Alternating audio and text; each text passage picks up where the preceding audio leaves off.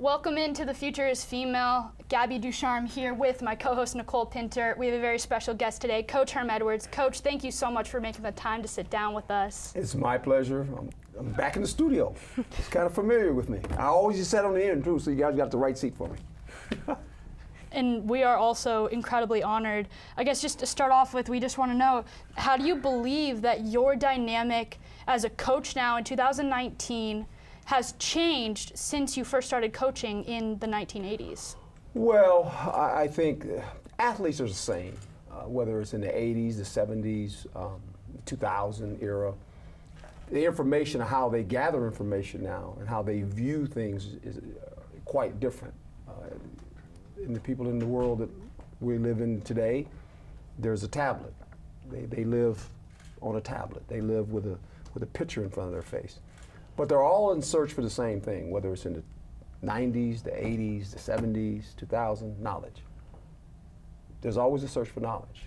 And so with players in any era, how can you better them? You cannot give them talent. God gives them talent, you give them knowledge. It's like you young ladies. I mean, you're in search for knowledge because this is what you do. And when you stop searching for knowledge, you gain no advantage, because people with knowledge have the ability to gain advantage. And so you look for knowledge every day. Every day you walk in this room, you should always be searching for something to do things a little bit different. That's important. I mean, you talk about how important knowledge is, but what about your relationship with your players and your fellow coaches? Obviously, it was 30, 40 years ago when you started coaching. How has that changed? Well, it hasn't changed. It's about trust. And I think anytime you sit in a leadership position, we are taught at a very young age to respect the person with the title, right? But it's not the title so much, it's the person behind the title. Do you respect he or she? You gotta earn that. It's called trust. You gotta earn people's trust. When I took the job, the first thing I asked our football team, as well as the coaching staff, I've never coached any of these guys. Didn't know these players. Let me earn your trust. I gotta earn your trust. I'm the head coach and telling them I have to earn your trust. It's important. So going off of relationships, now you coached Kevin Maway on New York Jets back in the early 2000s, and now he's on your staff as his offensive analyst. So what's it like to be back with him? Well, a lot of fun. His daughter Abigail, when we were in New York, was about 2 years old. She's now here at this university. She's a swimmer. She babysits my daughter. So how does that even look, right?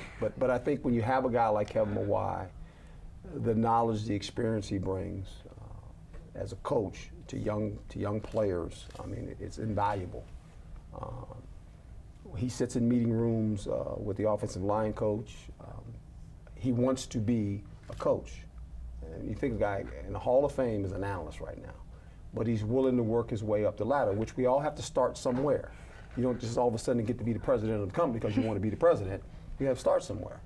And so he is willing to do that, and it says a lot about him as a man, and it's good for me because he can actually tell coaches on our staff what I'm thinking before anything's said. He said, don't ask him that because he's probably going to say no, because I've seen that before, so that's good. I mean, you talk about starting from the bottom, you talk about working your way up the ladder.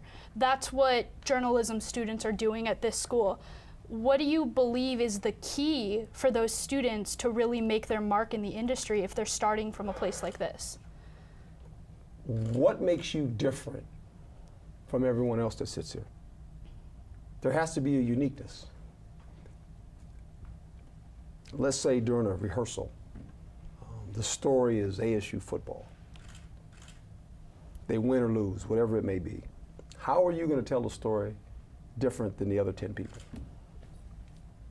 I mean, to me, that's the key to this.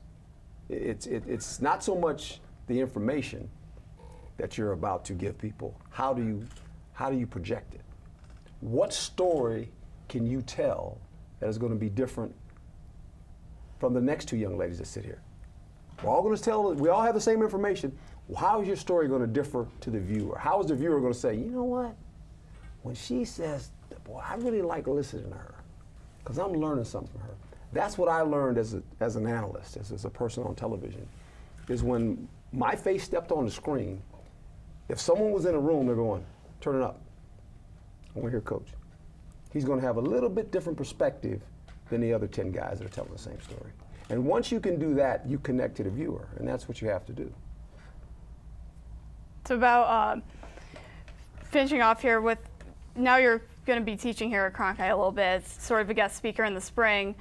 How excited are you to watch young journalists grow and sort of see maybe a little of yourself in them? Well, we're very excited because it's funny. Every journalist is a little bit different. And the thing that I spoke on today is that you have to be an expert at what you do. You really do. You have to be invested in this, invested in gaining knowledge every day. And whatever you're covering, knowing that at the end, how do I tell the story? Because you're storytellers, believe it or not. Now, your factual stories, not fictional, but factual stories of people see things on television. They see what's just taking place. They want to know why it happened. When you can tell them why it happened, they're going to tune into what you're saying. Because you've given them something that they can see it, but why did it happen?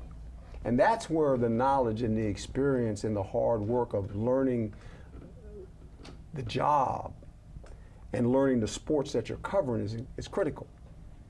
Because once you can give people knowledge, and you don't have to be an athlete, you don't. Knowledge is free. How you obtain it and how you go about doing it is important, because then the viewer looks at you and says, you know what, when they speak, they're knowledgeable on the subject. Athletes, coaches know the people that are knowledgeable in covering sports. There's certain ones you go, I'm listening to that person, other ones you go, and paying attention to them. It's kind of funny. Works that way. Funny how it is sometimes. Yeah, it works that way. It's the truth. It really works that way. I mean, there's certain people that come on that you can go, I'm going to listen to this guy. Or I'm not listening to him. It doesn't make any sense. Right?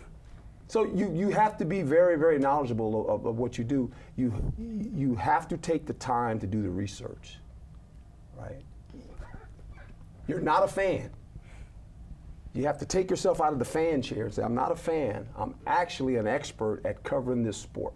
And when people feel that come over the airwaves, they go, this young lady is invested in this. When I hear her speak, wow, I'm learning something. It's important. You talk about the time, you talk about the investment that it took to get to your level. Coach, we can only hope that someday we will also be at that level. Thank you so much for taking the time to sit down with us here at Blaze Radio, for everyone in the studio, and of course for Nicole and myself. We are the future is female. Thank you so much, Coach Herm Edwards. Thank you. Thank you, sir. Thank you. Thank you. Thank you so much.